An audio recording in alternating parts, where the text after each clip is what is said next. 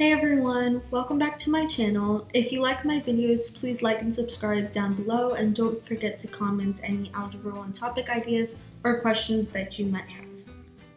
Today's topic is discrete and continuous data.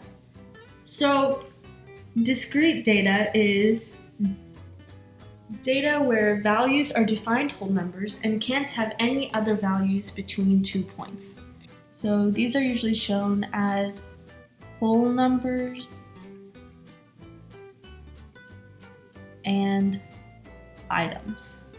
So an example would be, let's say, the number of iPhones sold in a day.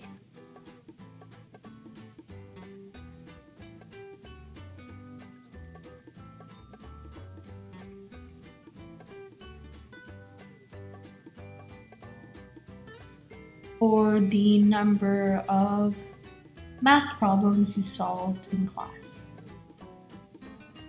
These are all discrete because you cannot sell half an iPhone or solve half a math problem. So these would all be discrete. Continuous data is data where values don't have to be whole and can have other values in between 2 points. So these would be seen as partial numbers and items.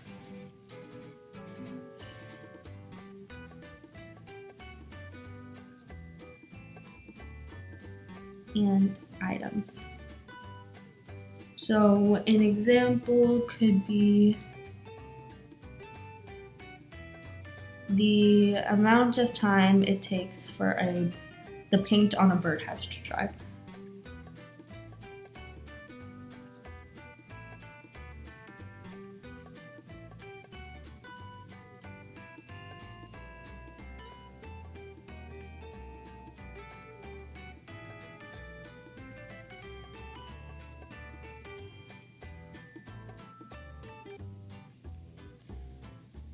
This would be continuous because it could take 3 hours, it could take 2 hours and 59 minutes, it could take 2 hours and 10 minutes, it could take 15 minutes, there are multiple, it could take 20 minutes and 10 seconds. The thing is, you could have multiple different values in between, and it could be any amount of time because you can have half an hour. And so the data formatting for discrete and continuous is, let's do discrete. So discrete data would be formatted as written in a data set list,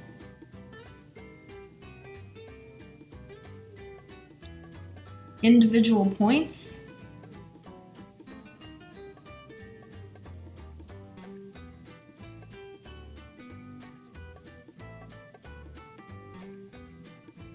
and in a graph they can be seen as coordinate points on the coordinate plane,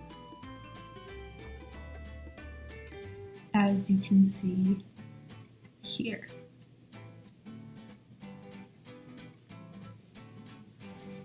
For continuous data, however,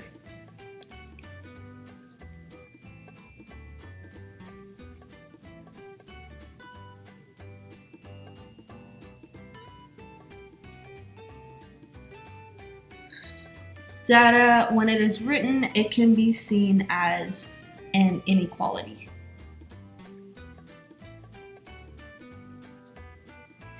Or in a graph, it would be a continuous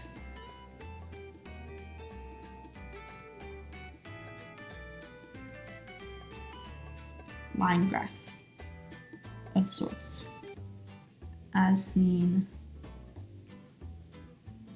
here. So let's practice identifying discrete and continuous data.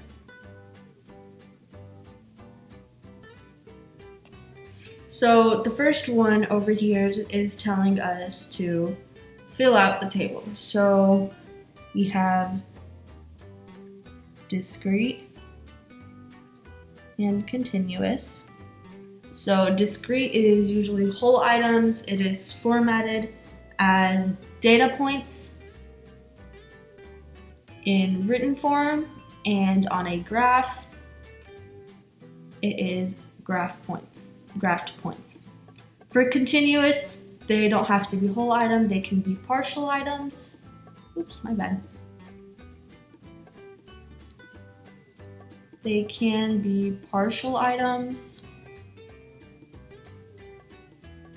and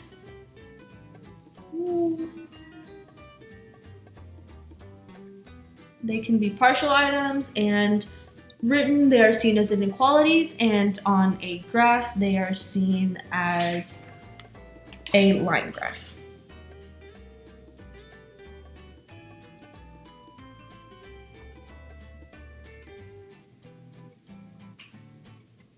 And so let's fill out the next problem. So it says, complete the sentence and determine which of the following are discrete. So discrete data is represented for values that can't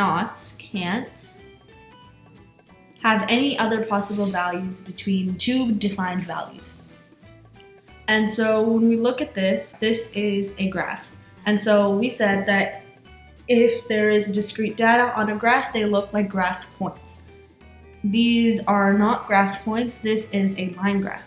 And so this is not an example of discrete data. The next one is the number of jerseys sold at a basketball game. And so the number of jerseys that you sell, you cannot sell half a jersey. And so this would be discrete.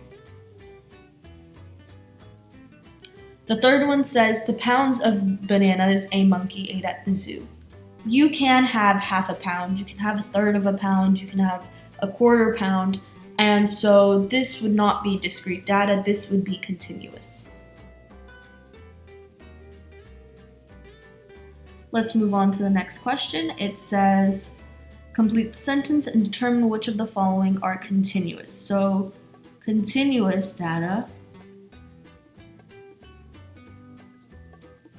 is represented for values that can have any other possible values between two defined values.